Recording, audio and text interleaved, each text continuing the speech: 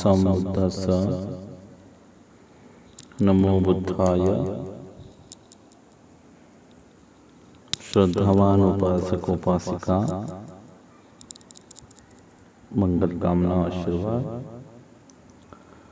आज के धर्म देशना में हम सुनने वाले हैं आलवक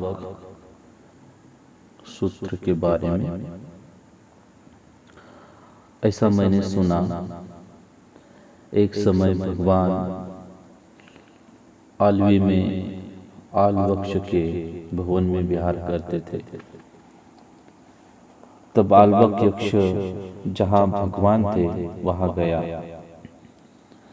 जाकर भगवान से यह कहा, श्रमण बाहर निकल जाओ। बहुत अच्छा औस कहकर भगवान निकल गए। तो फिर आलवक यक्ष ने कहा कि श्रमण भीतर आओ। बहुत अच्छा औस कहकर भगवान भीतर गए। दूसरी बार भी आलवक यक्ष ने भगवान से कहा, श्रमण निकल जाओ। बहुत अच्छा औस कहकर भगवान निकल गए। श्रमण भीतर आओ। बहुत अच्छा औस कहकर भगवान भीतर गए। तीसरी बार भी आलवक यक्ष ने भगवान से कहा, निकल जाओ। बहुत अच्छा औस कहकर भगवान निकल गए। तो चौथी बार भी आलवक यक्ष ने भगवान से यह कहा कि श्रमण निकल जाओ। तब औस, मैं नहीं निकलूंगा, जो तुझे करना हो करो, ऐसा भगवान ने कहा। तो श्रमण, मैं तुमसे प्रश्न पूछूंगा। यदि तुम मेरे प्रश्नों का उत्तर न दे सकोगे तो तेरे चित्त को विक्षिप्त कर दूंगा या तेरे हृदय को फाड़ डालूंगा, अथवा पैरों से पकड़कर गंगा के उस पार फेंक दूंगा। तो भगवान ने कहा, औस, मैं देवता, मार और ब्रह्मा सहित श्रमण और ब्राह्मणों वाली प्रज्ञा तथा देव मनुष्य वाले लोक में ऐसे किसी को नहीं देखता जो मेरे चित्त को विक्षिप्त कर दे या हृदय को फाड़ डाले अथवा पैरों से पकड़कर गंगा के उस पार फेंक सके। फिर भी तुम औस जो कुछ चाहते हो तो पूछो। तब आलवक यक्ष ने भगवान से गाथा में कहा था कि इस संसार में पुरुष का कौन सा धन श्रेष्ठ है, जिसका अभ्यास सुखदायक होता है, और रसों में कौन सा स्वादिष्ट रस होता है, कैसा जीवन श्रेष्ठ जीवन कहलाता है। तो भगवान कहते हैं कि इस संसार में पुरुष का श्रद्धा धन ही श्रेष्ठ धन है, और भली प्रकार के अभ्यास किया हुआ धर्म सुखदायक होता है। सत्य सभी रसों से स्वादिष्टतर है, और प्रज्ञाजीवी का जीवन श्रेष्ठ कहलाता है। तो फिर और आलवक यक्ष ने कहा कि मनुष्य कैसे सांसारिक बाढ़ को पार कर जाता है, और कैसे भवसागर को लांघ जाता है, कैसे दुख को समाप्त कर देता है, और कैसे परिशुद्ध होता है। तो भगवान कहते हैं कि मनुष्य श्रद्धा से सांसारिक बाढ़ को पार कर जाता है, अप्रमाद से भवसागर को लांघ जाता है, और पराक्रम से दुखों को समाप्त कर देता है, और प्रज्ञा से मनुष्य परिशुद्ध हो जाता है।